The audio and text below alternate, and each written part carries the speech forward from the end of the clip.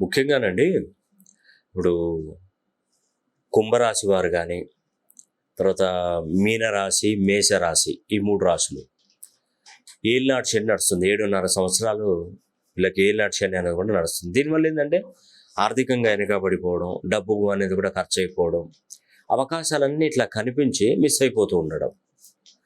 తర్వాత మనం ఏ పని అనుకున్నా ఆ పని అర్ధాంతరంగా ఆగిపోవడం. ఎందుకంటే ఏలినాటి శని నడుస్తున్నప్పుడు ఇలాంటి సమస్యలు వస్తాయి. అదేవిధంగా అష్టమ శని అనేది కూడా మనకు సింహరాశి వారికి నడుస్తుంది. ధనుసు రాశి వారికి అర్ధాష్టమ శని నడుస్తుంది. ఈ 5 రాశులలో జన్మించినటువంటి వారికి ఇప్పుడు ముఖ్యంగా ఆషాఢ మాసం అనేది కూడా 26వ తారీఖు మొదలవుతుంది.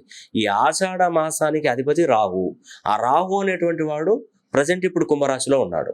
కాబట్టి ఈ గుప్త నవరాత్రులలో కనుక మీరు శని హోమం చేయించుకుంటే ఈ 5 రాశులకు మంచి మేలు జరుగుతుంది. అంటే లక్ష్మీ కటాక్షం దొరుకుతుంది. ఒక విధంగా చెప్పాలంటే మీకున్నటువంటి దీర్ఘకాలికంగా ఉన్నటువంటి రుణ బాధలు తొలగిపోతాయి.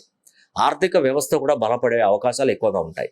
ఎందుకంటే అంటే ఈ వరుసగా 9 రోజులు వారాహి ఉత్సవాలలో భాగంగా మేము శని హోమం జరిపించడం జరుగుతుంది. ఈ శని హోమం జరిపించుకోవాలని మీరు అనుకున్నటువంటి వారు ముఖ్యంగా మన ఆఫీస్ నంబర్లకు కాల్ చేయండి. ఇది గతంలో ఎప్పుడైనా కూడా శని హోమం చేయించుకుందామని మిస్ అయినటువంటి వారికి మరి రాహు ఈ కుంభరాశిలో ఉన్నాడు కాబట్టి, ఈ యొక్క ఆషాఢ మాసానికి అధిపతి రాహు కాబట్టి, ఈ ఆషాఢ మాసంలోనే గుప్త నవరాత్రులు మొదలవుతున్నాయి కాబట్టి ఆ లక్ష్మీదేవి అనుగ్రహం పొందడానికి ఈ 5 రాశులలో శని ప్రభావం నుండి తగ్గించుకోవడానికి మరి తప్పకుండా ఆ వారాహి అమ్మవారి అనుగ్రహం అనేది కూడా మీకు తప్పకుండా కలుగుతుంది.